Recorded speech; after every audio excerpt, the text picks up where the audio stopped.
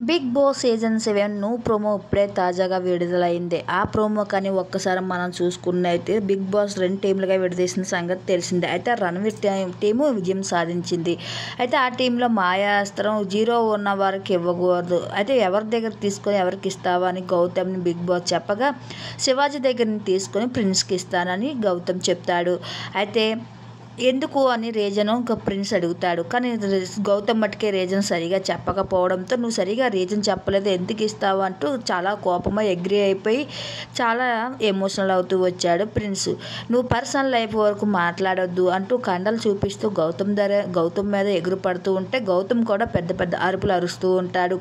అయితే వీళ్ళందరూ కలిపి మైండ్ గేమ్ ఆడుతున్నారని చెప్పి తనకు అర్థమై ప్రిన్స్ ఎమోషనల్ అయిపో కళ్ళని నీళ్ళు తెచ్చుకుంటూ ఉంటాడు. అమర్ దగ్గరకు వచ్చి వీళ్ళందరూ కూడా ఎందుకు ఇలా ఏడిపిస్తున్నారు, ఇలా ఏడిపించి ఏం బాగుపడతారా అంటూ ఇంకా ప్రిన్స్ని ఓదార్స్తూ ఉంటాడు అమర్.